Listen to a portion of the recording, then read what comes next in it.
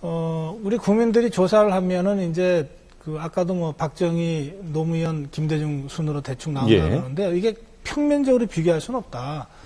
박정희 대통령은요, 18년 동안 대통령 자리에 있었던 사람입니다. 그리고 이게 그때 뭐 선거도 하고 했습니다만은 대개 이번 선거는 내가 이기게 돼 있다고 하는 확신을 갖고 했기 때문에 실제로 이 암살 당해서 서거했지만 말하자면 영원히 대통령 한다는 전제하에서 정말 중장기 정책을 계획하고 이거를 거의 모든 국가 권력과 기업의 힘까지 동원하고 일반 국민들도 거의 다 동원해서 밀어붙일 수 있는 힘이 있었거든요. 그러니까 그런 시대에 그런 오랜 임기를 거쳐서 뭐 많은 걸 만들어 놓은 거죠. 이를테면 경부고속도로도 그런 역사적 맥락 속에서 건설이 된 거거든요. 그러니까 그런 박정희 대통령에 대한 평가와 아무리 제주가 무슨 해도 5년 임기 딱 정해져 있고 IMF 두드려 맞은 상태에서 경제위기부터 극복을 대통령 임기를 시작하기도 전부터 경제위기 극복 회의를 주재해야 됐던 김대중 대통령의 5년간에 대한 평가, 이게 같은 수준으로 양적으로 계량돼서 이렇게 평가되기가 참 쉽지 않다는 거예요.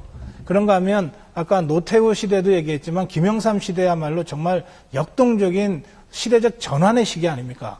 이거는 뭐를 했다고 양적으로 평가할 수 없는 훨씬 더 중요한 질적 전환의 어떤 평가가 필요한 시기거든요.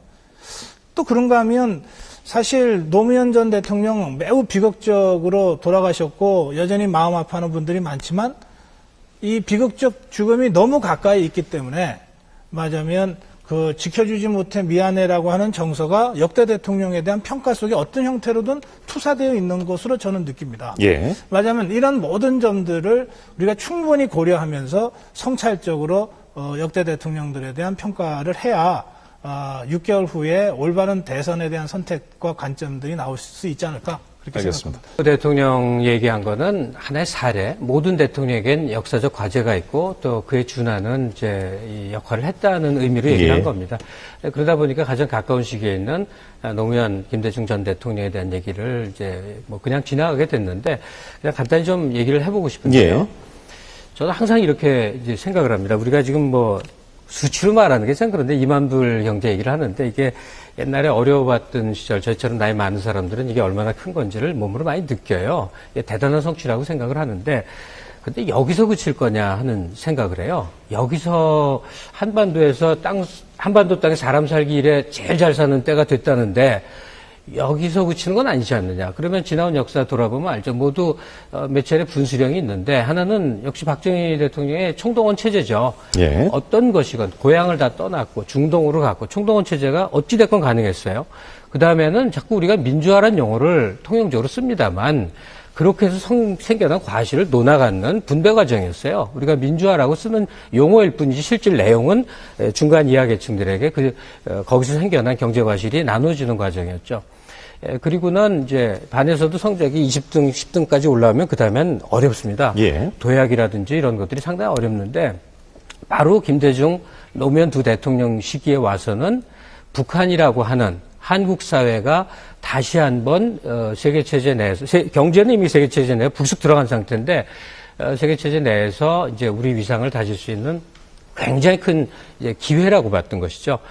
그래서 그 안에서 엄청나게 많은 일이 역동적으로 돌아가고 있어서 한반도 국가를 이제 이념으로 그렸던 거죠. 대한민국에 그치는 것이 아니라 이 한반도 국가 구상이라는 게 순항을 하다가 시장주의 세력에 의해서 지금 이제 탁 막힌 채 잠시의 역행 시기를 겪고 있는 상황입니다. 어쨌든 남북관계에 대한 것은 김대중 노무현 두 대통령 시기의 공과를 이루 말할 수 없이 다시 집중적으로 평가하고 또 반성할 건 고찰해 봐야 된다고 생각하고 한 가지 마지막으로 더 붙이자면 노무현 대통령 시기에 무슨 일이 이루어졌는가 생각을 해보자는 말이에요. 그러면 굉장히 많은 얘기들 하는데 제가 주목하고 싶은 건 이거예요. 전 국민이 토론자가 됐다는 얘기예요.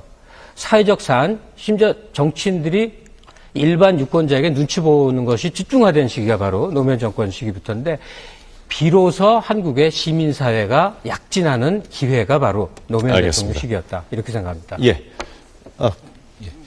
모르겠습니다만 국정 수행 능력이 불만족스러웠다고 한다면 노무현 대통령 시기에 왜 그랬는지는 생각을 분명히 해봐야 됩니다. 자, 한국 사회는 이 계급 교체가 없었어요. 특정한 지배상층부가 계속되어 왔습니다. 그런데 부르주아 민주주의 운동 시기라는 게 있었어요. 70년대부터. 그래서 주로 학벌에 의해서 이제 권부의 세력과 저항 세력으로 이렇게 분화는 됐었죠. 쉽게 말하면 영원히 저항 운동권에 있었을 듯한 사람이 김대중, 노무현 두 정권 시기에 권부로 바로 들어온 겁니다. 장관도 하고 심지어 국정원장도 했어요. 이런 식으로 총체적으로 이 멜팅팟, 들끓는 주전자처럼 한국 사회에 다양한 역량을 지닌 인자들이 들어와서 권력 내부에 들어와서 총체적으로 한번 뒤섞여지는 과정이었어요. 이건 우리에게 인적 자원으로나 역사적 체험으로나 굉장히 소중한 기회죠. 이것을 보수적 관점에서 마냥 공격했는데 그렇다면 박정희, 특히나 유신 시기는 아주 전형적인 총통제입니다. 입법, 사법 다 같은 총통제 시기의 유능함을 우리가 동경한다는 것밖에 안 되거든요. 민주사회가 갖고 있는 역량 결집의 과정 동안에 다양한 인자가 모여서 생겨났던 일시적 혼란이라든지 또는 서투름, 언론을 대하는 데 있어서 미숙함 이런 등등에 대해서 우리가 지금은 재평가해야 될 시기가 아닌가 싶습니다. 저는 그런 문제가 있다고 봅니다. 뭐냐면 무슨 경제 정책이나 특정 정책을 실패했냐 안 했냐 그게 이렇게 이 역사적 평가를 하는데 그렇게 결정적으로 중요할 것 같지는 않고요. 그러니까 대통령은 국가 발전 방향을 제시하는 것이고요. 그러니까 1차적인 임무가 국민의 생명과 재산 보호 이거 말고 국가가 나가야 될 방향을 제시하는 거 아니겠어요? 그다음에 두 번째는 선거 때는 서로 싸웠다 하더라도 일단 대통령이 되면 특정 정파의 대표를 넘어서서 국민 전체를 대표하는 이 통치자로서 이 반대자들도 최대한 설득해서 그 방향으로 힘을 모으도록 통합적 리더십을 발휘하는 것이 두 번째 임무라고 저는 생각하거든요.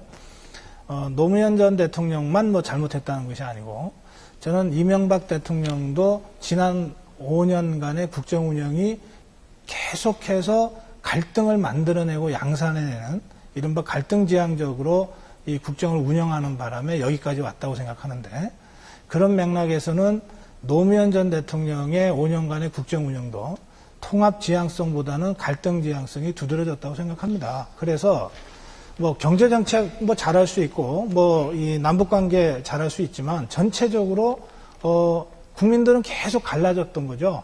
그리고 계속 다툼이 있었고 이것이 이 국가의 이 국민 통합 능력 기제가 제대로 작동하지 않음으로써 칼갈이 찢어진 상태로 이명박 정부로 가고 그것이 더 갈라졌거든요.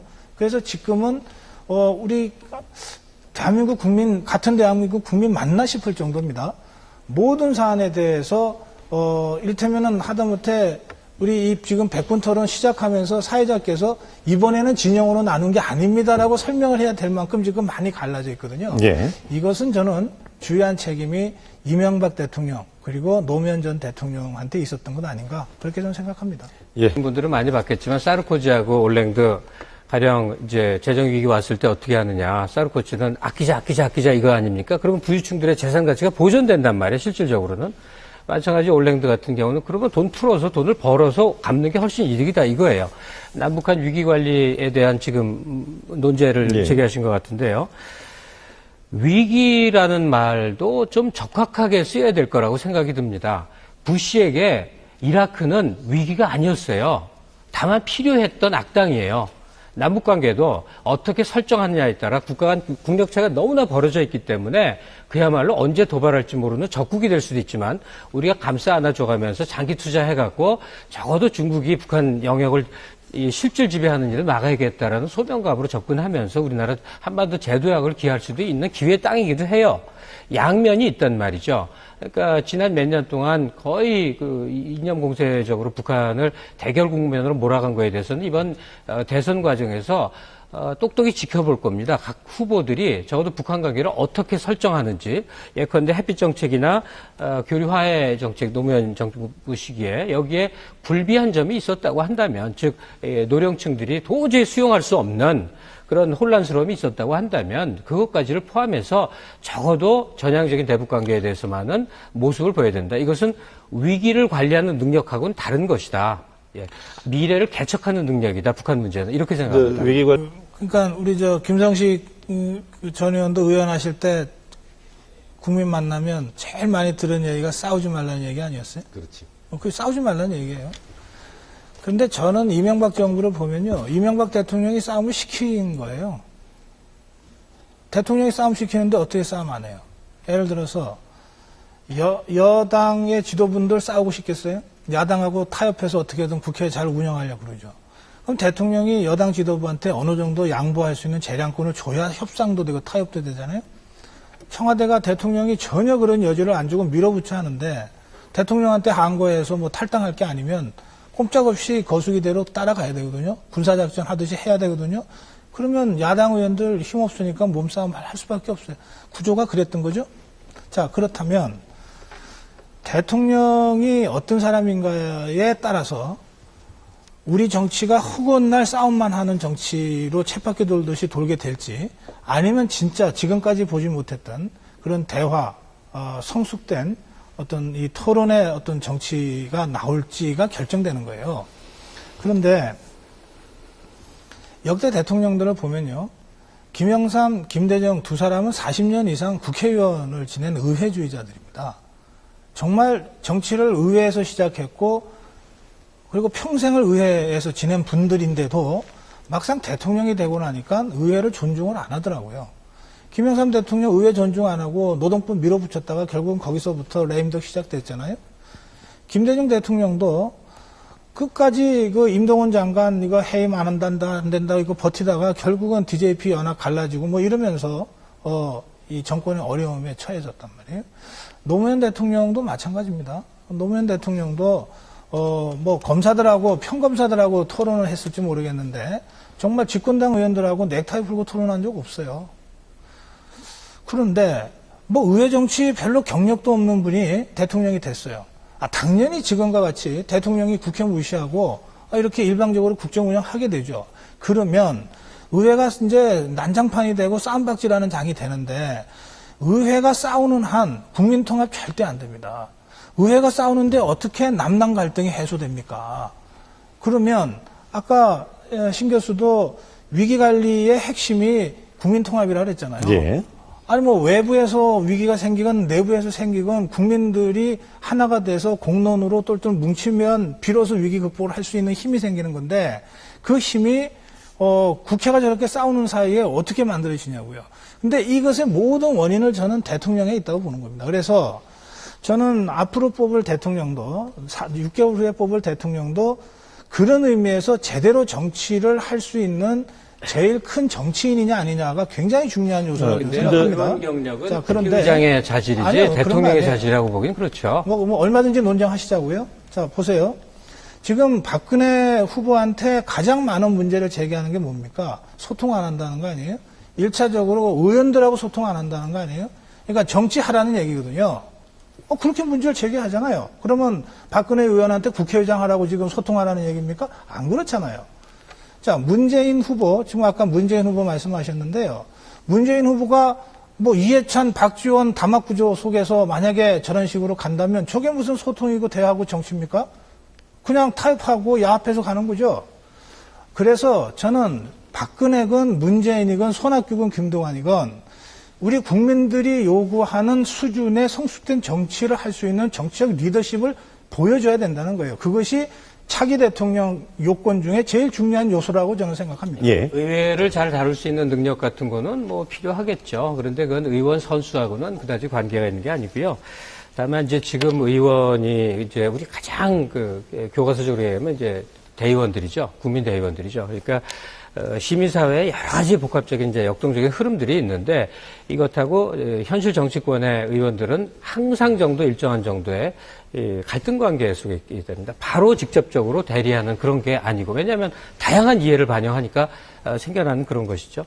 그러니까 시민사회를 추동할 때 우리가 선의에 입각해서 그러니까 사익 추구라든지 자기 집단의 이익이라든지 이런 것이 아니라 선의에 입각해서 그동안 우리나라에서 바람직한 방향으로 할 온갖 해법들은 다 나와 있는데, 물론 이제 이념적인 차이가 일부 있습니다만, 예. 적어도 시민사회의 움직임에 가장 그래도 직접적으로 연대의식을 가지면서 적어도 일정 정도 정치권과 그 중에서 의회 권력과 대립하고 타협하는 그 이제 조절의 의지를 갖고 있는 사람, 이런 것이 중요하다고 보입니다. 네. 싸우지 않는 국회 얘기하는 건 모순이죠. 옛날 검투사들인 거죠. 국회의원은 싸우라고 있는 거예요. 근데 좀 세련되게 싸우라 그거겠죠. 이제 주먹으로 치고받고 하는 것보다 이제 말로 싸우라 그런 얘기겠죠. 싸워야죠.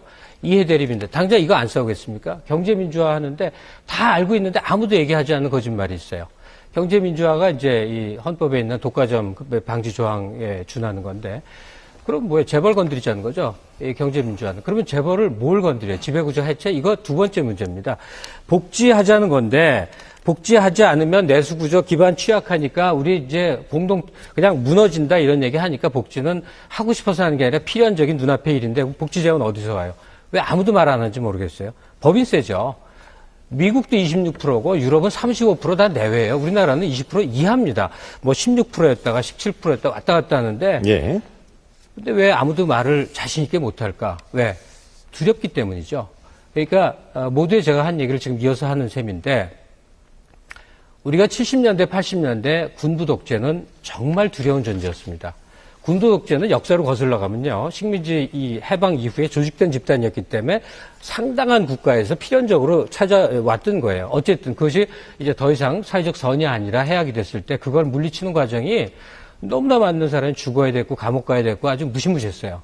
그리고 세월 지나 지금은 군부 독재와 마찬가지로, 그러나 아주 착한 얼굴로, 그리고 멀리 있지 않고 우리 이웃의 고용 과정으로 경제 권력이 있는 겁니다. 예. 그리고 경제 권력과 맞서서 재벌, 특히나 우리나라에만 재벌 독과점이라고는 이 체제를 상당한 정도로 완화시키고 복지를 할 수 있는, 소위 법인세 문제를 건드려서 싸울 줄 수 있는 그런 이제 리더십의 존재자를 원해요. 그런데 국회 구성원의 의원들의 상당수는 바로 그 재벌 그룹의 파견원 같은 사람들 많습니다.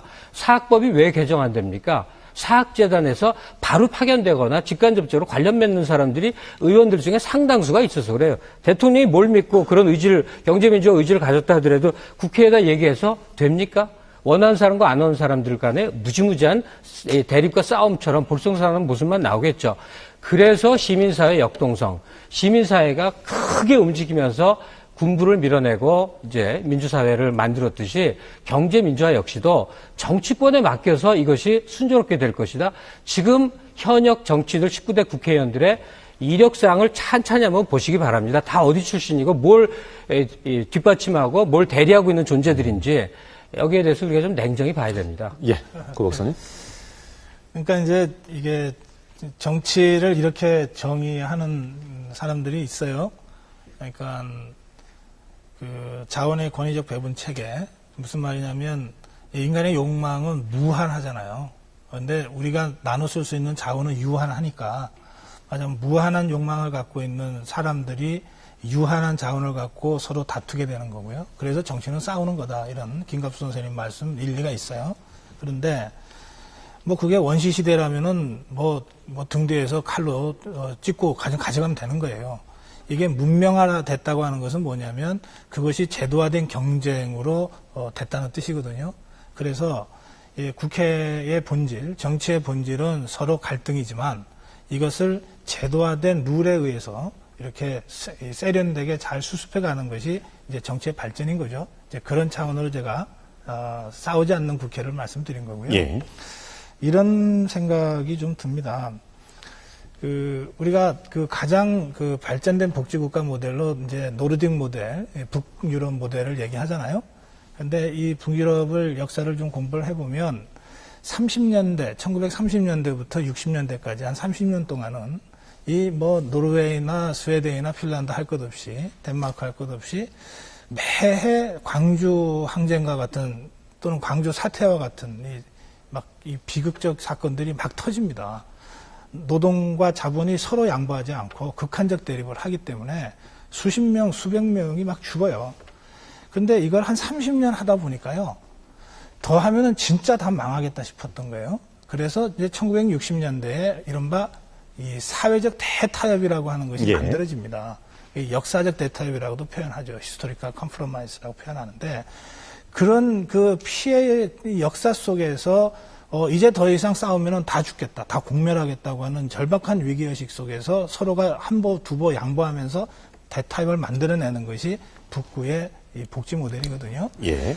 그러면 우리나라가 87년에 민주화됐습니다. 아까 김관수 선생님 말씀대로 민주화된 이후에 본물처럼 노동자 대투쟁도 터지고 그러면서 지금까지 25년이 흘렀어요.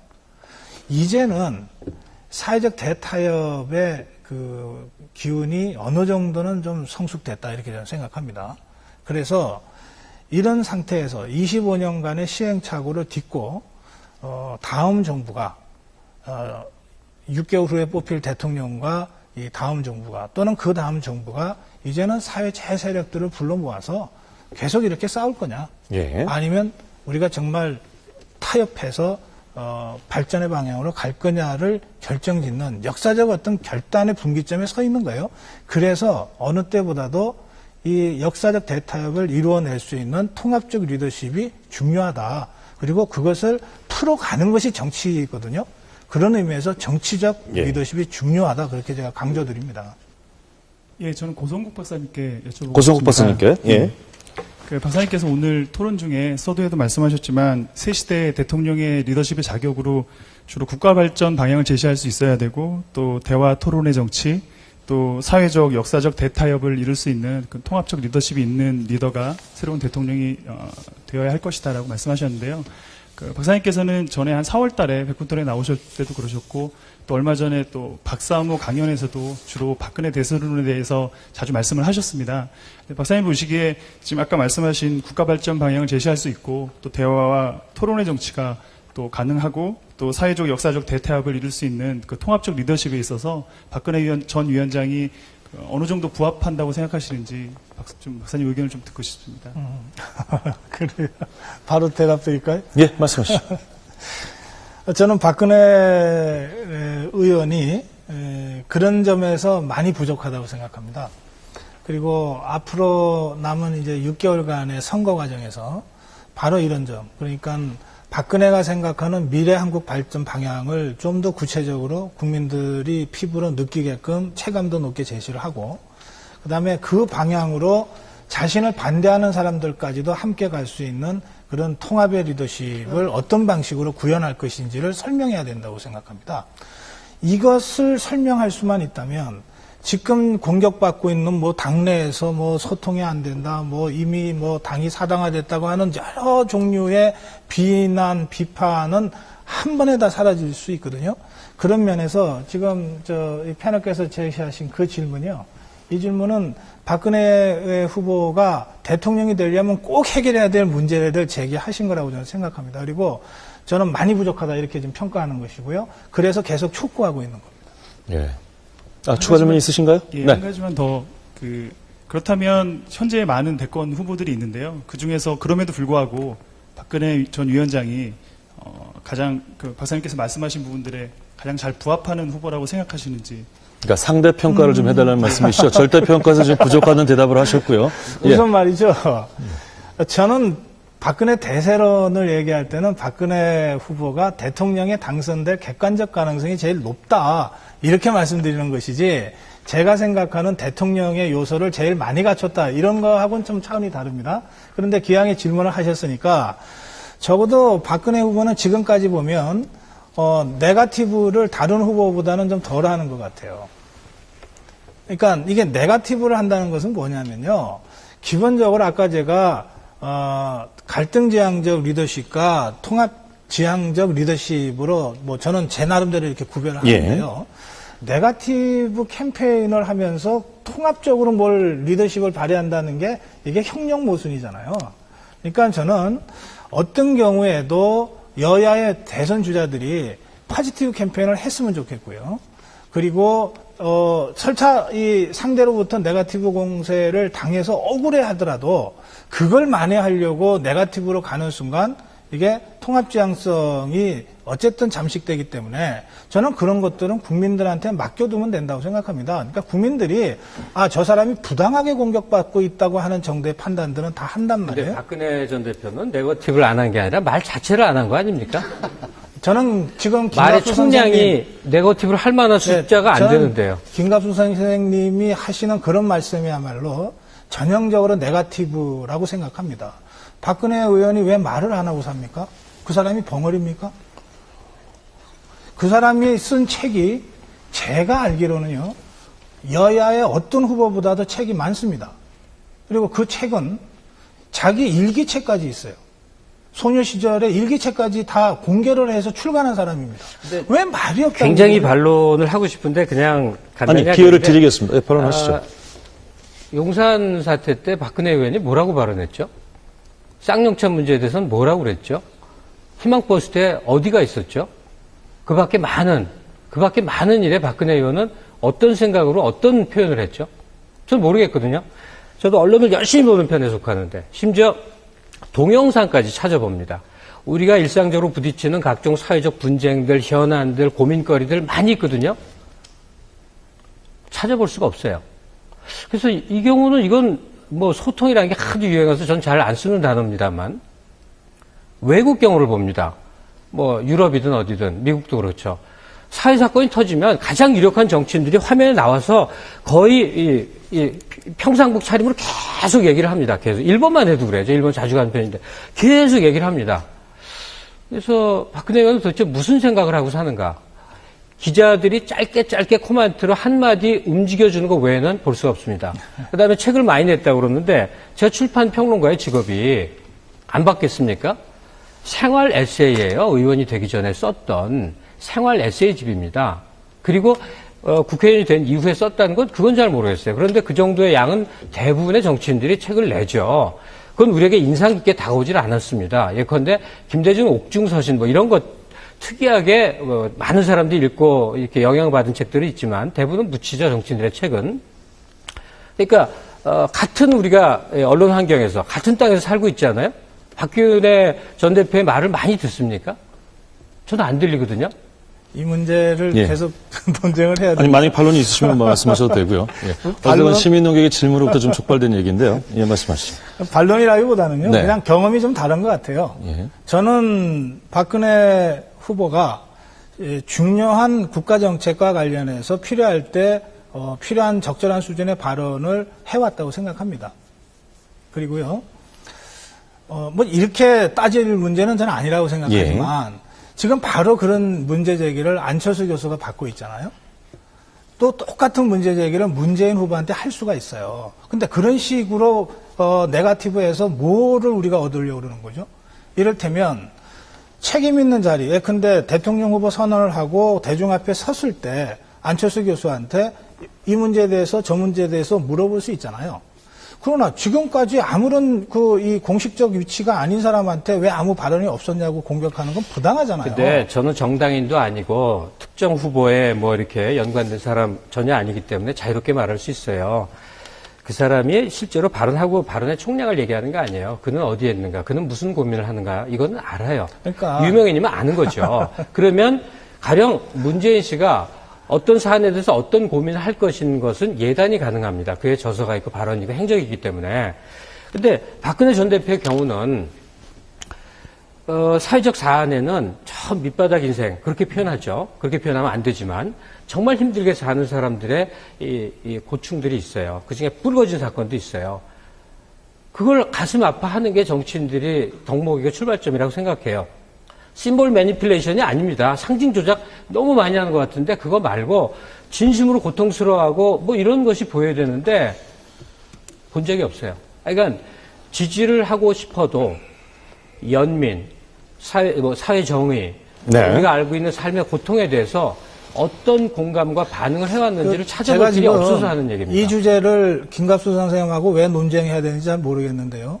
그러나 기왕에 말씀을 하셨으니까 저도 특정 캠프에 소속해서 무슨 정치적 정체성을 갖고 있는 사람이 네네. 아니기 때문에 자유롭게 얘기할 수 있어요. 그러니까 말씀을 그런 식으로 상대를 역규정하면서 말씀하시는 건 좀 피해 주셨으면 좋겠고요. 알겠습니다. 그런데 아니 뭐 예, 기왕에 계속 나왔으니까 말씀하시죠. 한 말씀만 드릴게요. 네네네, 말씀하시죠.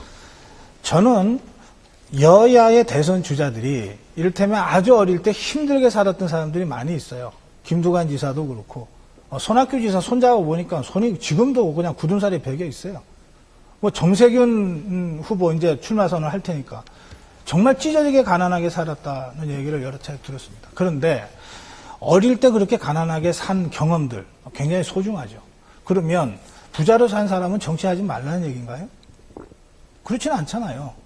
중요한 것은 지금 이 시점에 한국 사회의 문제를 얼마나 정확하게 깊이 있게 이해하고 있는가. 그리고 앞으로 우리 사회가 나아갈 발전 방향을 정확하게 제시하고 그것에 우리 국민들이 함께 할 수 있도록 정치력을 발휘하는가. 그게 우리가 정치 지도자한테 바라는 겁니다. 시인이라면 다르겠어요. 소설가라면 다른 걸 요구하겠어요. 예술가라면 다른 걸 요구하겠지만 정치 지도자, 대통령이 되겠다고 하는 사람한테 저는 그 이상은 요구할 생각이 전혀 없습니다. 그것도 안 되기 때문에 비판하고 평가하는 거죠. 예, 알겠습니다. 한 가지만. 지금요, 예. 네거티브 캠페인하고 소통에 관한 문제가 버전이 달라졌어요. 그렇기 때문에 네거티브에서 시작해서 소통의 문제가 지금 나오는 것 같은데, 맨 처음에 네거티브 묻으신 것 같은데 말이에요. 예. 그죠? 예, 알겠습니다. 지금 그 시민 농객의 질문은 우리 리더십과 관련해서 여러 가지 덕목이 있는데 그 가운데 박근혜 대표가 이 소위 말해서 절대적 기준에서는 어느 정도냐. 그다음에 그게 부족하다고 말씀하시니까 상대적 기준을 여쭤보신 거였는데 이게 팀은 네거티브에서 여기까지 논쟁이 왔습니다만 저는 이것도 의미 있는 담론이었다고 생각이 듭니다. 좀 길어졌습니다. 다음 시민 농객 질문 드리죠. 네, 오래 기다렸습니다. 예. 김갑수 문화평론가님께 질문 드리겠습니다. 통합민주당의 대선 출마 후보들이 난립 현상을 보이고 있습니다. 일각에서는 뭐 불임 정당이라고 이제 일거를 정도로 이제 일거를 정도로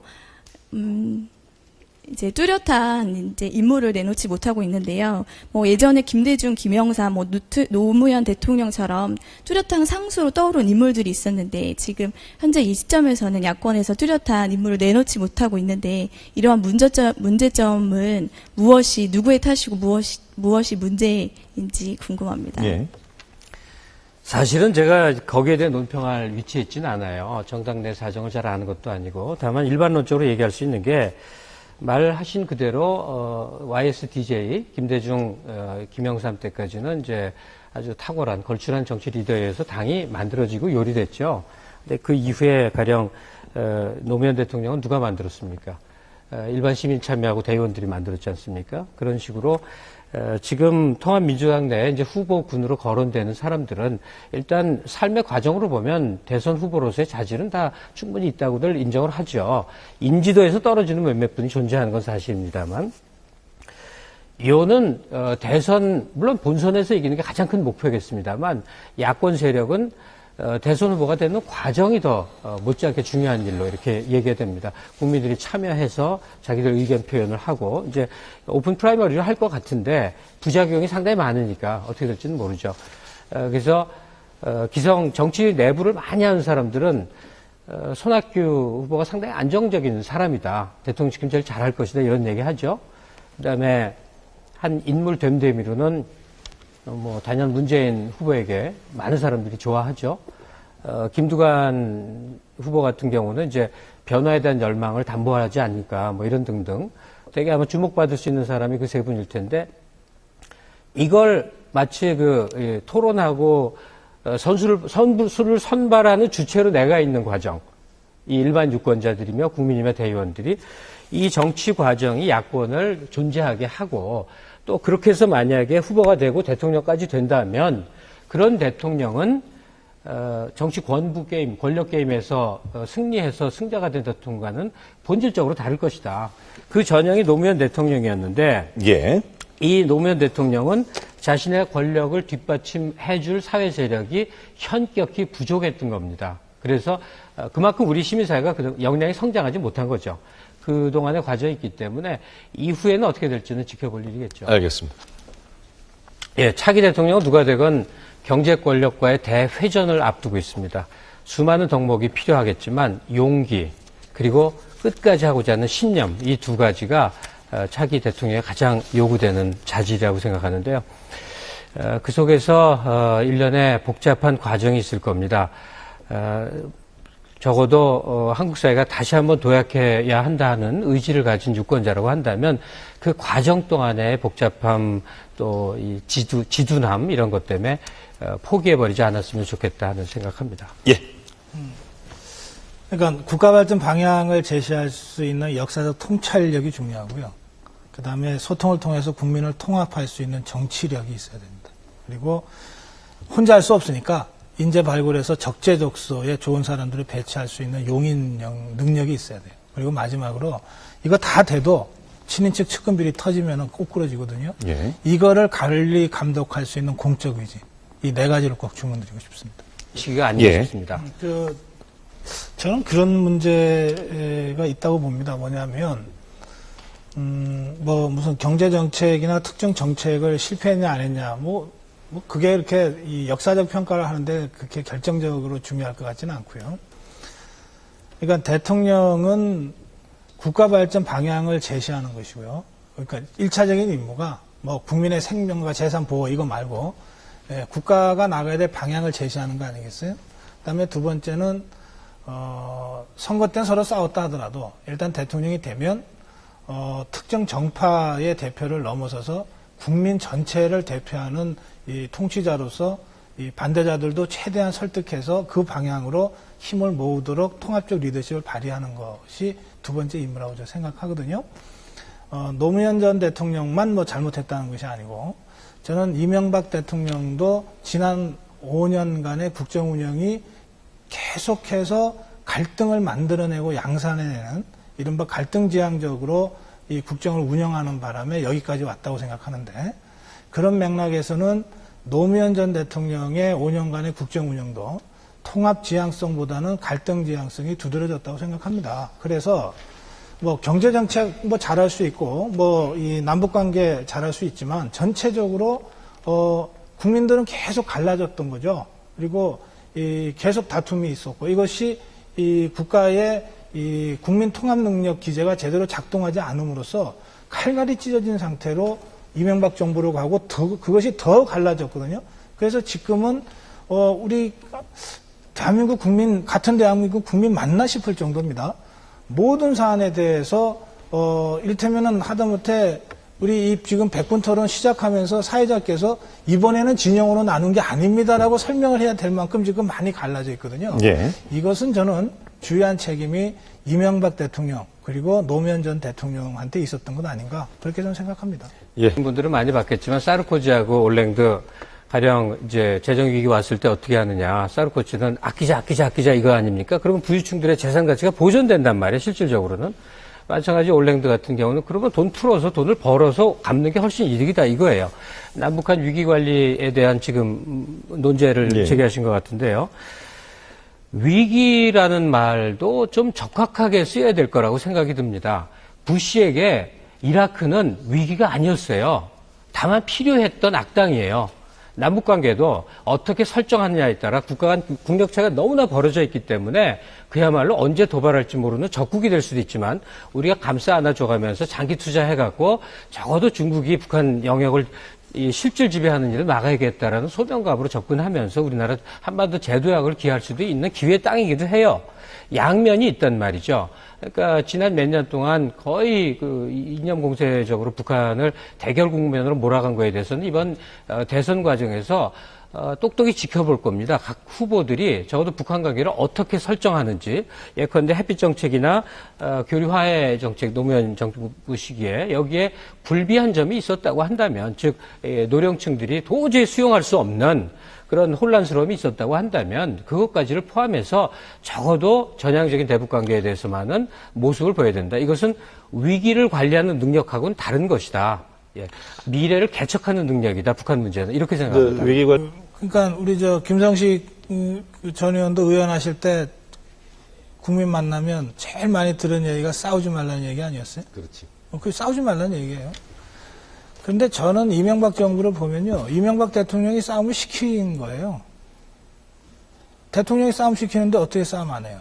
예를 들어서 여당의 지도분들 싸우고 싶겠어요?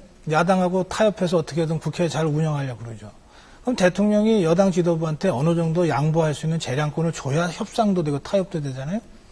청와대가 대통령이 전혀 그런 여지를 안 주고 밀어붙여 하는데 대통령한테 항거해서 뭐 탈당할 게 아니면 꼼짝없이 거수기대로 따라가야 되거든요. 군사작전 하듯이 해야 되거든요. 그러면 야당 의원들 힘없으니까 몸싸움 할 수밖에 없어요. 구조가 그랬던 거죠. 자, 그렇다면 대통령이 어떤 사람인가에 따라서 우리 정치가 허구한 싸움만 하는 정치로 쳇바퀴 돌듯이 돌게 될지 아니면 진짜 지금까지 보지 못했던 그런 대화, 성숙된 어떤 이 토론의 어떤 정치가 나올지가 결정되는 거예요. 그런데 역대 대통령들을 보면요. 김영삼, 김대중 두 사람은 40년 이상 국회의원을 지낸 의회주의자들입니다. 정말 정치를 의회에서 시작했고 그리고 평생을 의회에서 지낸 분들인데도 막상 대통령이 되고 나니까 의회를 존중을 안 하더라고요. 김영삼 대통령 의회 존중 안 하고 노동법 밀어붙였다가 결국은 거기서부터 레임덕 시작됐잖아요. 김대중 대통령도 끝까지 그 임동원 장관 이거 해임 안 된다 이거 버티다가 결국은 DJP 연합 갈라지고 뭐 이러면서 이 정권의 어려움에 처해졌단 말이에요. 노무현 대통령도 마찬가지입니다. 노무현 대통령도 뭐 검사들하고 평검사들하고 토론을 했을지 모르겠는데 정말 집권당 의원들하고 넥타이 풀고 토론한 적 없어요. 그런데 뭐 의회 정치 별로 경력도 없는 분이 대통령이 됐어요. 당연히 지금과 같이 대통령이 국회 무시하고 이렇게 일방적으로 국정 운영하게 되죠. 그러면 의회가 이제 난장판이 되고 싸움박질하는 장이 되는데 의회가 싸우는 한 국민 통합 절대 안 됩니다. 의회가 싸우는데 어떻게 남남 갈등이 해소됩니까? 그러면 아까 신 교수도 위기관리의 핵심이 국민 통합이라고 그랬잖아요. 예. 아니 뭐 외부에서입니다. 그리고 그 책은 자기 일기책까지 있어요. 소녀 시절에 일기책까지 다 공개를 해서 출간한 사람입니다. 왜 말이 없다고? 굉장히 반론을 하고 싶은데 그냥 간단히 아니, 기회를 하겠는데, 드리겠습니다. 네, 발언하시죠. 용산 사태 때 박근혜 의원이 뭐라고 발언했죠? 쌍용차 문제에 대해서는 뭐라고 그랬죠? 희망버스 때 어디가 있었죠? 그 밖에 많은 일에 박근혜 의원은 어떤 생각으로 어떤 표현을 했죠? 저는 모르겠거든요. 저도 언론을 열심히 보는 편에 속하는데 심지어 동영상까지 찾아봅니다. 우리가 일상적으로 부딪히는 각종 사회적 분쟁들, 현안들, 고민거리들 많이 있거든요. 찾아볼 수가 없어요. 그래서 이 경우는 이건 뭐 소통이라는 게 하도 유행해서 전 잘 안 쓰는 단어입니다만 외국 경우를 봅니다. 뭐 유럽이든 어디든 미국도 그렇죠. 사회사건이 터지면 가장 유력한 정치인들이 화면에 나와서 거의 이 평상복 차림으로 계속 얘기를 합니다. 계속. 일본만 해도 그래요. 저 일본 자주 가는 편인데 계속 얘기를 합니다. 그래서 박근혜 의원은 도대체 무슨 생각을 하고 사는가. 기자들이 짧게 코멘트로 한마디 움직여주는 것 외에는 볼 수가 없습니다. 그 다음에 책을 많이 냈다고 그러는데 제가 출판 평론가의 직업이 안 바뀌었습니까? 생활 에세이예요. 의원이 되기 전에 썼던 생활 에세이집입니다. 그리고 국회의원이 된 이후에 썼다는 건 그건 잘 모르겠어요. 그런데 그 정도의 양은 대부분의 정치인들이 책을 내죠. 그건 우리에게 인상 깊게 다가오질 않았습니다. 예컨대 김대중 옥중서신 뭐 이런 것 특이하게 많은 사람들이 읽고 이렇게 영향받은 책들이 있지만 대부분 묻히죠. 정치인들의 책은. 그러니까 같은 우리가 언론 환경에서 같은 땅에서 살고 있잖아요. 박근혜 전 대표의 말을 많이 듣습니까? 저는 안 들리거든요. 이 문제를 예. 계속 논쟁을 해야 아니, 됩니다. 만약에 반론이 있으시면 말씀하셔도 되고요. 예. 어쨌든 시민 농객의 질문으로부터 좀 촉발된 얘기인데요. 예, 말씀하시죠. 반론이라기보다는요. 네. 그냥 경험이 좀 다른 것 같아요. 예. 저는 박근혜 후보가 중요한 국가정책과 관련해서 필요할 때 필요한 적절한 수준의 발언을 해왔다고 생각합니다. 그리고요. 뭐 이렇게 따질 문제는 저는 아니라고 생각하지만 지금 바로 그런 문제 제기를 안철수 교수가 받고 있잖아요. 또 똑같은 문제 제기를 문재인 후보한테 할 수가 있어요. 근데 그런 식으로 네거티브에서 뭐를 우리가 얻으려고 그러는 거죠? 이를테면 책임 있는 자리, 예컨대 대통령 후보 선언을 하고 대중 앞에 섰을 때 안철수 교수한테 이 문제에 대해서 저 문제에 대해서 물어볼 수 있잖아요. 그러나 지금까지 아무런 이 공식적 위치가 아닌 사람한테 왜 아무 발언이 없었냐고 공격하는 건 부당하잖아요. 근데 저는 정당인도 아니고 특정 후보에 뭐 이렇게 연관된 사람 전혀 아니기 때문에 자유롭게 말할 수 있어요. 그 사람이 실제로 발언하고 발언의 총량을 얘기하는 거 아니에요. 그는 어디에 있는가, 그는 무슨 고민을 하는가, 이거는 알아요. 그러니까. 유명인이면 아는 거죠. 그러면 가령 문재인 씨가 어떤 사안에 대해서 어떤 고민을 할 것인 것은 예단이 가능합니다. 그에 저서가 있고 발언이 있고 행적이기 때문에. 근데 박근혜 전 대표의 경우는 사회적 사안에는 저 밑바닥 인생 그렇게 표현하죠. 그렇게 표현하면 안 되지만 정말 힘들게 사는 사람들의 이 고충들이 있어요. 그중에 붉어진 사건도 있어요. 그걸 가슴 아파하는 게 정치인들이 덕목이고 출발점이라고 생각해요. 심볼 매니플레이션이 아닙니다. 상징 조작 너무 많이 하는 것 같은데 그거 말고 진심으로 고통스러워하고 뭐 이런 것이 보여야 되는데 본 적이 없어요. 그러니까 지지를 하고 싶어도 연민, 사회 정의, 네. 우리가 알고 있는 삶의 고통에 대해서 어떤 공감과 반응을 해왔는지를 제가 찾아볼 길이 지금 없어서 하는 얘기입니다. 이 주제를 김갑수 선생님하고 왜 논쟁해야 되는지 잘 모르겠는데요. 그러나 기왕에 말씀을 하셨으니까 저도 특정 캠프에 소속해서 무슨 정치적 정체성을 갖고 있는 사람이 네네. 아니기 때문에 자유롭게 얘기할 수 있어요. 그러니까 말씀을 그런 식으로 상대를 역규정하면서 말씀하시는 건 좀 피해 주셨으면 좋겠고요. 알겠습니다. 그런데 아니 뭐 예, 기왕에 나왔으니까 계속 말씀하시죠. 한 말씀만 드릴게요. 네네네, 말씀하시죠. 저는 여야의 대선 주자들이 이를테면 아주 어릴 때 힘들게 살았던 사람들이 많이 있어요. 김두관 지사도 그렇고 손학규 지사 손잡아 보니까 손이 지금도 그냥 굳은 살이 베겨 있어요. 뭐 정세균 후보 이제 출마 선언을 할 테니까 정말 찢어지게 가난하게 살았다는 얘기를 여러 차례 들었습니다. 그런데 어릴 때 그렇게 가난하게 산 경험들 굉장히 소중하죠. 그러면 부자로 산 사람은 정치하지 말라는 얘기인가요? 그렇지는 않잖아요. 중요한 것은 지금 이 시점에 한국 사회의 문제를 얼마나 정확하게 깊이 있게 이해하고 있는가. 그리고 앞으로 우리 사회가 나아갈 발전 방향을 정확하게 제시하고 그것에 우리 국민들이 함께 할 수 있도록 정치력을 발휘하는가. 그게 우리가 정치 지도자한테 바라는 겁니다. 시인이라면 다르겠어요. 소설가라면 다른 걸 요구하겠어요. 예술가라면 다른 걸 요구하겠지만 정치 지도자, 대통령이 되겠다고 하는 사람한테 저는 그 이상은 요구할 생각이 전혀 없습니다. 그것도 안 되기 때문에 비판하고 평가하는 거죠. 예, 알겠습니다. 한 가지만. 지금요, 예. 네거티브 캠페인하고 소통에 관한 문제가 버전이 달라졌어요. 그렇기 때문에 네거티브에서 시작해서 소통의 문제가 지금 나오는 것 같은데, 맨 처음에 네거티브 묻으신 것 같은데 말이에요. 예, 그죠? 예, 알겠습니다. 지금 그 시민 농객의 질문은 우리 리더십과 관련해서 여러 가지 덕목이 있는데 그 가운데 박근혜 대표가 이 소위 말해서 절대적 기준에서는 어느 정도냐. 그다음에 그게 부족하다고 말씀하시니까 상대적 기준을 여쭤보신 거였는데 이게 팀은 네거티브에서 여기까지 논쟁이 왔습니다만 저는 이것도 의미 있는 담론이었다고 생각이 듭니다. 좀 길어졌습니다. 다음 시민 농객 질문 드리죠. 네, 오래 기다렸습니다. 예. 김갑수 문화평론가님께 질문 드리겠습니다. 통합민주 있는 국회를 말씀드린 거고요. 예. 이런 생각이 좀 듭니다. 우리가 가장 발전된 복지국가 모델로 이제 노르딕 모델, 북유럽 모델을 얘기하잖아요. 근데 이 북유럽을 역사를 좀 공부를 해보면 1930년대부터 60년대까지 한 30년 동안은 이 노르웨이나 스웨덴이나 핀란드 할 것 없이, 덴마크 할 것 없이 매해 광주 항쟁과 같은 또는 광주 사태와 같은 이 비극적 사건들이 막 터집니다. 노동과 자본이 서로 양보하지 않고 극한적 대립을 하기 때문에 수십 명, 수백 명이 막 죽어요. 근데 이걸 한 30년 하다 보니까요. 더 하면은 진짜 다 망하겠다 싶었던 거예요. 그래서 이제 1960년대에 이른바 이 사회적 대타협이라고 하는 것이 예. 만들어집니다. 이 역사적 대타협이라고도 표현하죠. 히스토리컬 컴프로마이스라고 표현하는데 그런 그 피해의 역사 속에서 이제 더 이상 싸우면은 다 죽겠다, 다 공멸하겠다고 하는 절박한 위기의식 속에서 서로가 한 보, 두 보 양보하면서 대타협을 만들어내는 것이 북구의 이 복지 모델이거든요. 예.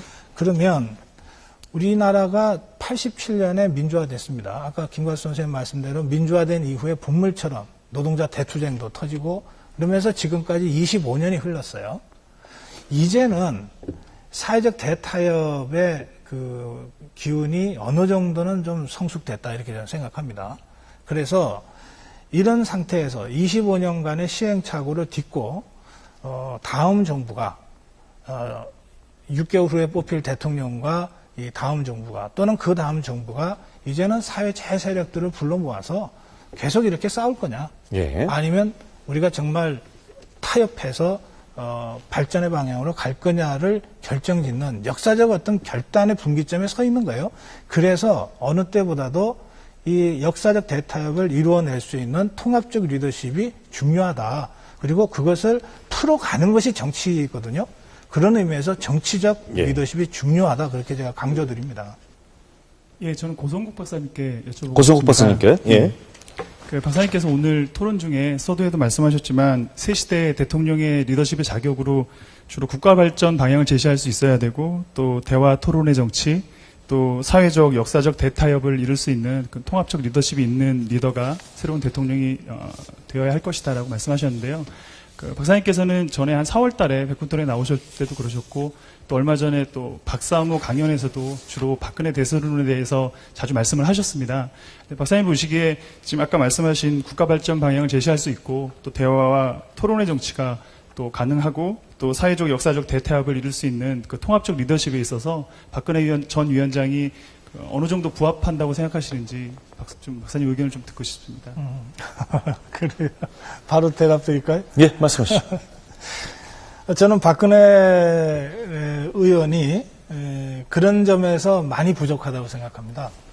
그리고 앞으로 남은 이제 6개월간의 선거 과정에서 바로 이런 점, 그러니까 박근혜가 생각하는 미래 한국 발전 방향을 좀 더 구체적으로 국민들이 피부로 느끼게끔 체감도 높게 제시를 하고, 그 다음에 그 방향으로 자신을 반대하는 사람들까지도 함께 갈 수 있는 그런 통합의 리더십을 어떤 방식으로 구현할 것인지를 설명해야 된다고 생각합니다. 이것을 설명할 수만 있다면 지금 공격받고 있는 뭐 당내에서 뭐 소통이 안 된다, 뭐 이미 뭐 당이 사당화됐다고 하는 여러 종류의 비난, 비판은 한 번에 다 사라질 수 있거든요. 그런 면에서 지금 이 패널께서 제시하신 그 질문이요. 이 질문은 박근혜 후보가 대통령이 되려면 꼭 해결해야 될 문제를 제기하신 거라고 저는 생각합니다. 그리고 저는 많이 부족하다 이렇게 지금 평가하는 것이고요. 그래서 계속 촉구하고 있는 겁니다. 예. 추가 질문 있으신가요? 예, 네. 한 가지만 더 그렇다면 현재 많은 대권 후보들이 있는데요. 그 중에서 그럼에도 불구하고 박근혜 전 위원장이 가장 박사님께서 말씀하신 부분들에 가장 잘 부합하는 후보라고 생각하시는지. 그러니까 상대 평가를 좀 해달라는 말씀이시죠. 절대 평가에서 좀 부족하다는 대답을 하셨고요. 우선 말이죠. 저는 박근혜 대세론을 얘기할 때는 박근혜 후보가 대통령에 당선될 객관적 가능성이 제일 높다. 이렇게 말씀드리는 것이지, 제가 생각하는 대통령의 요소를 제일 많이 갖췄다. 이런 거하고는 좀 차원이 다릅니다. 그런데 기왕에 질문을 하셨으니까, 적어도 박근혜 후보는 지금까지 보면, 네거티브를 다른 후보보다는 좀 덜 하는 것 같아요. 그러니까 이게 네거티브를 한다는 것은 뭐냐면요. 기본적으로 아까 제가, 갈등지향적 리더십과 통합지향적 리더십으로 뭐 저는 제 나름대로 이렇게 구별을 하는데요. 네거티브 캠페인을 하면서 통합적으로 뭘 리더십을 발휘한다는 게 이게 형용 모순이잖아요. 그러니까 저는 어떤 경우에도 여야의 대선 주자들이 포지티브 캠페인을 했으면 좋겠고요. 그리고 설사 이 상대로부터 네거티브 공세를 당해서 억울해 하더라도 그걸 만회하려고 네거티브로 가는 순간 이게 통합지향성이 어쨌든 잠식되기 때문에 저는 그런 것들은 국민들한테 맡겨두면 된다고 생각합니다. 그러니까 국민들이 저 사람이 부당하게 공격받고 있다고 하는 정도의 판단들은 다 한단 말이에요. 근데 박근혜 전 대표는 네거티브를 안 한 게 아니라 말 자체를 안 한 거 아닙니까? 저는 지금 말의 김갑수 총량이 선생님, 네거티브를 할 만한 숫자가 안 저는 되는데요. 김갑수 선생님이 하시는 그런 말씀이야말로 전형적으로 네거티브라고 생각합니다. 박근혜 의원이 왜 말을 안 하고 삽니까? 그 사람이 벙어리입니까? 그 사람이 쓴 책이 제가 알기로는요, 여야의 어떤 후보보다도 책이 많습니다. 위기가 생기건 내부에서 생기건 국민들이 하나가 돼서 공론으로 똘똘 뭉치면 비로소 위기 극복을 할 수 있는 힘이 생기는 건데, 그 힘이 국회가 저렇게 싸우는 사이에 어떻게 만들어지냐고요.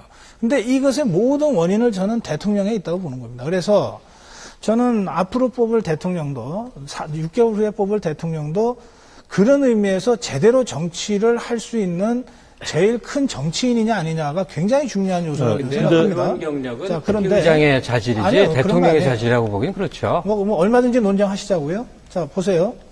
지금 박근혜 후보한테 가장 많은 문제를 제기하는 게 뭡니까? 소통 안 한다는 거 아니에요? 1차적으로 의원들하고 소통 안 한다는 거 아니에요? 그러니까 정치하라는 얘기거든요. 그렇게 문제를 제기하잖아요. 그러면 박근혜 의원한테 국회의장 하라고 지금 소통하라는 얘기입니까? 안 그렇잖아요. 자, 문재인 후보, 지금 아까 문재인 후보 말씀하셨는데요. 문재인 후보가 뭐 이해찬, 박지원 담합구조 속에서 만약에 저런 식으로 간다면 저게 무슨 소통이고 대화고 정치입니까? 그냥 타협하고 야합해서 가는 거죠. 그래서 저는 박근혜건 문재인이건 손학규건 김동완이건 우리 국민들이 요구하는 수준의 성숙된 정치를 할 수 있는 정치적 리더십을 보여줘야 된다는 거예요. 그것이 차기 대통령 요건 중에 제일 중요한 요소라고 저는 생각합니다. 예. 의회를 잘 다룰 수 있는 능력 같은 거는 뭐 필요하겠죠. 그런데 그건 의원 선수하고는 그다지 관계가 있는 게 아니고요. 다만 이제 지금 의원이 이제 우리 가장 교과서적으로 얘기하면 이제 대의원들이죠. 국민 대의원들이죠. 그러니까 시민사회에 여러 가지 복합적인 이제 역동적인 흐름들이 있는데 이것하고 현실 정치권의 의원들은 항상 일정한 정도의 갈등 관계 속에 있기 때문에 바로 직접적으로 대리하는 그런 게 아니고 왜냐하면 다양한 이해를 반영하니까 생겨나는 그런 것이죠. 그러니까 시민사회를 추동할 때 우리가 선의에 입각해서 그러니까 사익 추구라든지 자기 집단의 이익이라든지 이런 것이 아니라 선의에 입각해서 그동안 우리나라에서 바람직한 방향으로 할 온갖 해법들은 다 나와 있는데 물론 이제 이념적인 차이가 일부 있습니다만 예. 적어도 시민사회의 움직임에 가장 그래도 직접적으로 연대의식을 가지면서 적어도 일정 정도 정치권과 그중에서 의회 권력과 대립하고 타협하는 그 이제 조절의 의지를 갖고 있는 사람 이런 것이 중요하다고 보입니다. 네. 싸우지 않는 국회 얘기하는 건 모순이죠. 옛날 검투사들인 거죠. 국회의원은 싸우라고 있는 거예요. 근데 좀 세련되게 싸우라 그거겠죠. 이제 주먹으로 치고받고 하는 것보다 이제 말로 싸우라 그런 얘기겠죠. 싸워야죠. 이해 대립인데 당장 이거 안 싸우겠습니까? 경제민주화 하는데 다 알고 있는데 아무도 얘기하지 않는 거짓말이 있어요. 경제민주화가 이제 이 헌법에 있는 독과점 방지 조항에 준하는 건데 그럼 뭐예요? 재벌 건드리자는 거죠. 이 경제민주화는. 그러면 재벌을 뭘 건드려요? 지배구조 해체? 이거 두 번째 문제입니다. 복지하자는 건데 복지하지 않으면 내수구조 기반 취약하니까 우리 이제 그냥 무너진다 이런 얘기 하니까 복지는 하고 싶어서 하는 게 아니라 필연적인 눈앞의 일인데 복지 재원 어디서 와요? 왜 아무도 말 안 하는지 모르겠어요. 법인세죠. 미국도 26%고 유럽은 35% 다 내외예요. 우리나라는 20% 이하입니다. 뭐 16%였다가 17%였다가 왔다 갔다 하는데 예. 근데 왜 아무도 말을 자신 있게 못할까? 왜? 두렵기 때문이죠. 그러니까 모두의 제가 한 얘기를 지금 이어서 하는 셈인데 우리가 70년대, 80년대 군부 독재는 정말 두려운 존재였습니다. 군부 독재는 역사로 거슬러 가면요. 식민지 이 해방 이후에 조직된 집단이었기 때문에 상당한 국가에서 필연적으로 찾아왔던 거예요. 어쨌든 그것이 이제 더 이상 사회적 선이 아니라 해악이 됐을 때 그걸 물리치는 과정이 너무나 많은 사람이 죽어야 됐고 감옥 가야 됐고 아주 무시무시했어요. 그리고 세월 지나 지금은 군부 독재와 마찬가지로 그러나 아주 착한 얼굴로 그리고 멀리 있지 않고 우리 이웃의 고용 과정으로 경제 권력이 있는 겁니다. 예. 그리고 경제 권력과 맞서서 이 재벌 특히나 우리나라에만 재벌 독과점이라고는 이 체제를 상당한 정도로 완화시키고 복지를 할 수 있는 소위 법인세 문제를 건드려서 싸울 줄 수 있는 그런 이제 리더십의 존재자를 원해요. 그런데 국회 구성원의 의원들의 상당수는 바로 그 재벌 그룹의 파견원 같은 사람들 많습니다. 사학법이 왜 개정 안 됩니까? 사학재단에서 바로 파견되거나 직간접적으로 관련 맺는 사람들이 의원들 중에 상당수가 있어서 그래요. 대통령이 뭘 믿고 그런 의지를 경제민주화 의지를 가졌다 하더라도 국회에다 얘기해서 됩니까? 원하는 사람과 안 원하는 사람들 간에 무지무지한 대립과 싸움처럼 볼썽사는 모습만 나오겠죠. 그래서 시민사회 역동성, 시민사회가 크게 움직이면서 군부를 밀어내고 이제 민주사회를 만들었듯이 경제민주화 역시도 정치권에 맡겨서 이것이 순조롭게 될 것이다. 지금 현역 정치인들 19대 국회의원들의 이력사항을 찬찬히 한번 보시기 바랍니다. 다 어디 출신이고 뭘 뒷받침하고 뭘 대리하고 있는 존재들인지 여기에 대해서 우리가 좀 냉정히 봐야 됩니다. 예. 고 박사님. 그러니까 이제 이게 정치를 이렇게 정의하는 사람들이 있어요. 그러니까 그 자원의 권위적 배분 체계, 무슨 말이냐면 인간의 욕망은 무한하잖아요. 그런데 우리가 나눠 쓸 수 있는 자원은 유한하니까, 맞아요. 무한한 욕망을 갖고 있는 사람들이 유한한 자원을 갖고 서로 다투게 되는 거고요. 그래서 정치는 싸우는 거다. 이런 김갑수 선생님 말씀 일리가 있어요. 그런데 뭐 그게 원시 시대라면은 뭐 등 뒤에서 칼로 찍고 가져가면 되는 거예요. 이게 문명화 됐다고 하는 것은 뭐냐면 그것이 제도화된 경쟁으로 됐다는 뜻이거든요. 그래서 국회의 본질, 정치의 본질은 서로 갈등이지만 이것을 제도화된 룰에 의해서 이렇게 세련되게 잘 수습해가는 것이 이제 정치의 발전인 거죠. 이제 그런 차원으로 제가 싸우지 우리 국민들이 조사를 하면은 이제 그 아까도 뭐 박정희, 노무현, 김대중 순으로 대충 나온다고 그러는데 이게 평면적으로 비교할 수는 없다. 박정희 대통령은요 18년 동안 대통령 자리에 있었던 사람입니다. 그리고 이게 그때 뭐 선거도 하고 했습니다만은 대개 이번 선거는 내가 이기게 돼 있다고 하는 확신을 갖고 했기 때문에 실제로 이 암살 당해서 서거했지만 말하자면 영원히 대통령 한다는 전제하에서 정말 중장기 정책을 계획하고 이거를 거의 모든 국가 권력과 기업의 힘까지 동원하고 일반 국민들도 거의 다 동원해서 밀어붙일 수 있는 힘이 있었거든요. 그러니까 그런 시대에 그런 그 오랜 임기를 거쳐서 뭐 많은 걸 만들어 놓은 거죠. 뭐 이를테면 경부고속도로도 그런 역사적 맥락 속에서 건설이 된 거거든요. 그러니까 그런 박정희 대통령에 대한 평가와 아무리 제주가 무슨 해도 5년 임기 딱 정해져 있고 IMF 두드려 맞은 상태에서 경제위기부터 극복을 대통령 임기를 시작하기도 전부터 경제위기 극복 회의를 주재해야 됐던 김대중 대통령의 5년간에 대한 평가, 이게 같은 수준으로 양적으로 계량돼서 이렇게 평가되기가 참 쉽지 않다는 거예요.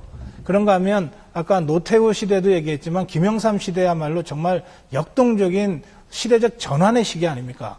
이거는 뭐를 했다고 양적으로 평가할 수 없는 훨씬 더 중요한 질적 전환의 어떤 평가가 필요한 시기거든요.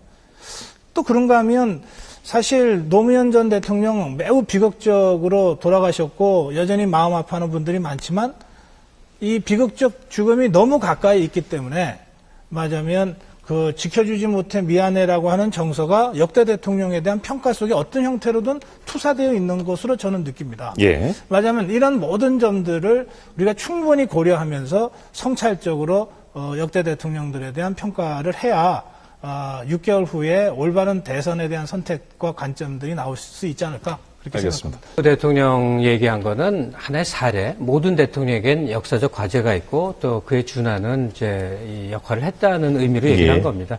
그러다 보니까 가장 가까운 시기에 있는 노무현, 김대중 전 대통령에 대한 얘기를 이제 뭐 그냥 지나가게 됐는데 그냥 간단히 좀 얘기를 해보고 싶은데요. 저는 항상 이렇게 이제 생각을 합니다. 우리가 지금 뭐 수치로 말하는 게 참 그런데 이만불 형제 얘기를 하는데 이게 옛날에 어려워봤던 시절 저희처럼 나이 많은 사람들은 이게 얼마나 큰 건지를 몸으로 많이 느껴요. 이게 대단한 성취라고 생각을 하는데 근데 여기서 그칠 거냐 하는 생각을 해요. 여기서 한반도에서 한반도 땅에 사람 살기 이래 제일 잘 사는 때가 됐다는데 여기서 그치는 건 아니지 않느냐. 그러면 지나온 역사 돌아보면 알죠. 모두 몇 차례 분수령이 있는데 하나는 역시 박정희 대통령의 총동원 체제죠. 예. 어떤 것이건 고향을 다 떠났고 중동으로 갔고 총동원 체제가 어찌됐건 가능했어요. 그다음에는 자꾸 우리가 민주화라는 용어를 통용적으로 씁니다만 그렇게 해서 생겨난 과실을 논아갖는 분배 과정이었어요. 우리가 민주화라고 쓰는 용어일 뿐이지 실질 내용은 중간 이하 계층들에게 거기서 생겨난 경제 과실이 나눠지는 과정이었죠. 그리고는 이제 반에서도 성적이 20등, 10등까지 올라오면 그 다음엔 어렵습니다. 예. 도약이라든지 이런 것들이 상당히 어렵는데 바로 김대중, 노무현 두 대통령 시기에 와서는 북한이라고 하는 한국 사회가 다시 한번 세계 체제 내에서 경제는 이미 세계 체제 내에 불쑥 들어간 상태인데 세계 체제 내에서 이제 우리 위상을 다질 수 있는 굉장히 큰 이제 기회라고 봤던 것이죠.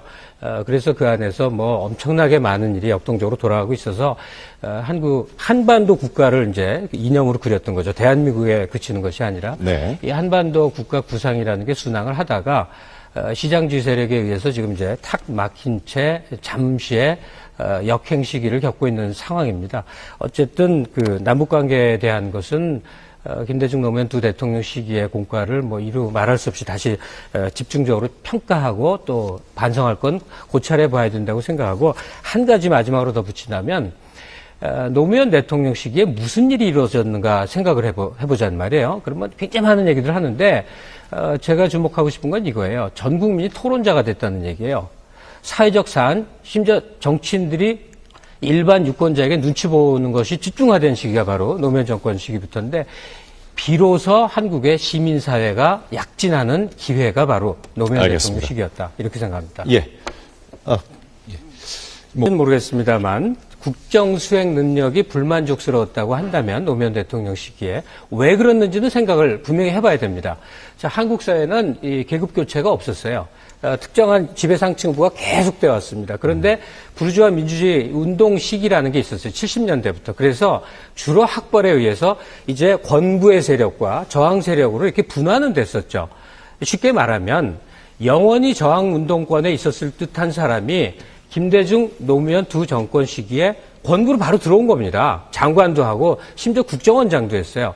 이런 식으로 총체적으로 이 멜팅팟, 들끓는 주전자처럼 한국 사회에 다양한 역량을 지닌 인자들이 들어와서 권력 내부에 들어와서 총체적으로 한번 뒤섞여지는 과정이었어요. 이건 우리에게 인적 자원으로나 역사적 체험으로나 굉장히 소중한 기회죠. 이것을 보수적 관점에서 마냥 공격했는데 그렇다면 박정희 특히나 유신 시기는 아주 전형적인 총통제입니다. 입법, 사법 다 같은 총통제 시기의 유능함을 우리가 동경한다는 것밖에 안 되거든요. 민주사회가 갖고 있는 역량 결집의 과정 동안에 다양한 인자가 모여서 생겨났던 일시적 혼란이라든지 또는 서투름, 언론을 대하는 데 있어서 미숙함 이런 등등에 대해서 우리가 지금은 재평가해야 될